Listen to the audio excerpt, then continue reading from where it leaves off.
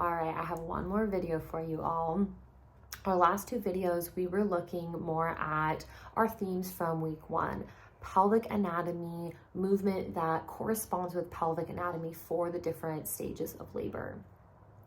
And I want to focus a little bit more of our conversation now on our topic from last week, which was motivations for labor, or for the parts of labor where you are going unmedicated. Maybe your goal is to go unmedicated for all of labor. Maybe you're wanting an epidural, but you're wanting to push off getting the epidural for as long as possible. So whichever area you're coming from, it's important that you have strong reasons. You find that meaning in staying committed to that unmedicated stage for as long as possible. My hope is that movement is one of those motivations for you. Now that we understand how the inlet, the mid, and the outlet of the pelvis all work together, being able to move freely on your own organically, that's going to give you the most space and the most potential for activating or opening the pelvis in those certain ways. But of course, we have our own mental and emotional motivations, maybe even our own spiritual motivations. And so I really highly encourage you to set a little space for yourself for this introspection, for this reflection, and look at, why is this important to you? Why do you want to push off your epidural for as long as you can? Or why do you want to forego it overall? For myself, what I've been able to witness in other women, what I have begun to cultivate as my own motivations for when I have children, is understanding that the pain that we experience in labor is not necessarily just this negative, painful experience and this harmful experience, or this medically dangerous experience, which is so much of the narrative or the story that has been painted to us throughout our lives, particularly in our own culture. But rather, this pain is in fact power. This pain is in fact intensity that comes from the force of creation. It is a force of nature, just like we would see in the natural world, in storms, in earthquakes, in the tides of the ocean. All of this is nature, and our bodies are nature. They are natural.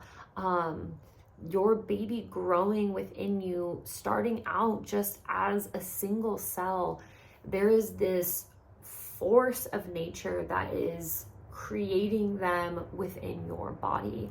And that same force is going to carry them out into the world. And so it's not this painful, harmful experience happening to you, but it is life itself that is opening you and pushing further life through you. These are the existential, esoteric, philosophical ideas, whatever we want to call them. I'm not even really sure. But these are the ideas and outlooks that I've come to in being a witness to birth time and time again. And so that is just something that I really want to offer to everyone as you start to look at what are my deeper reasonings. If you are a religious person, a spiritual person, if you have certain beliefs and outlooks about how are people even alive and here? How do we even get here? Where do we come from? Where do we go when it's all over? Just remind yourself that that's what's happening here right now, right? We all have different beliefs. We're all going to feel into that differently. And it doesn't really matter what anyone else thinks or what anyone else perceives.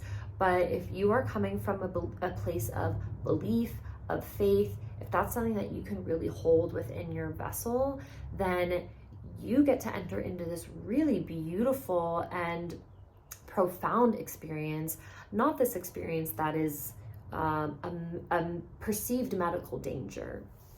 So that's kind of the like esoteric perspective that I take on things. But getting into belief, faith, the word that I like to use is trust.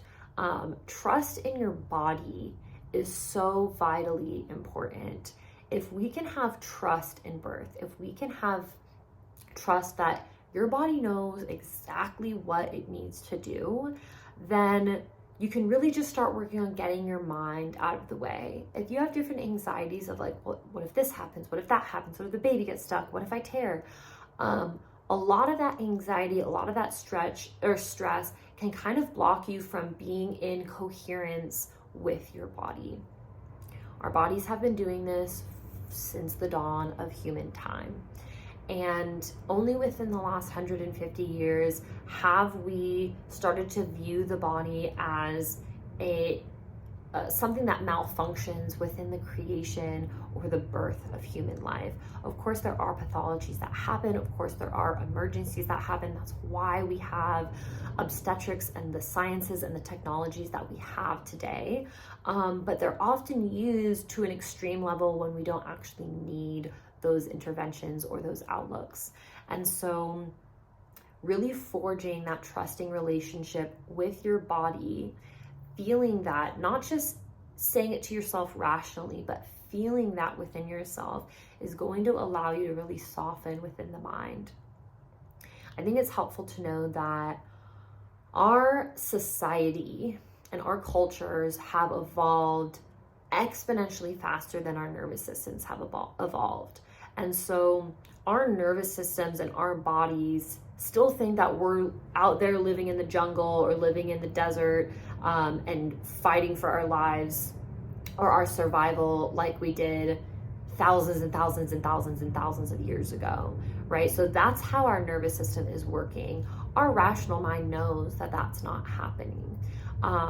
So on the flip side of that, our nervous systems and our bodies know pregnancy is normal, birth is normal, we got this, we've been doing this forever, but our rational minds are the ones that need to catch up now with our nervous system. And so, yeah, just taking that idea and that concept and running with it a little bit yourself will really help for you to relax into that trust.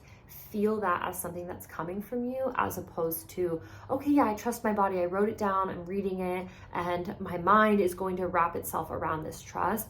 It's something that needs to come from the inside out. Those are the main points. I feel like I can do a whole other class right now in this video, which we don't need to do, but I just wanted to re-emphasize some of those pieces, right? The mental, emotional, the spiritual, the physical motivators that you might adopt and might have for your experience. Maybe everything I'm saying, you're like, kind of, but it's different for me. Great. Go, really spend some time with what those different things are for yourself, and hold that really deeply within your heart, within your body. Again, I want to emphasize that this discussion is not about making anyone or convincing anyone out of getting an epidural. It's not about any shame around epidurals. Epidurals are sometimes the things that give you a positive birth experience. And that's what all of this is about. It's having a positive birth experience, an elevated birth experience, so that you can walk away and say, that was the best day of my life, was birthing my baby and meeting my baby for the first time. And so if that means an epidural is part of that, fantastic. For the sake of the physical or anatomical process of labor, holding off on that epidural can be more beneficial so that we can get that positioning, we can get that dilation. And so again, using these as tools to push off that pain management can be really, really helpful for that process to happen. You'll get some more review questions or journaling questions around all this if you want to use that for yourself. As always, please reach out if you want to talk further. I look forward to hearing from you, and I wish you all the best of luck in these beautiful journeys for yourself.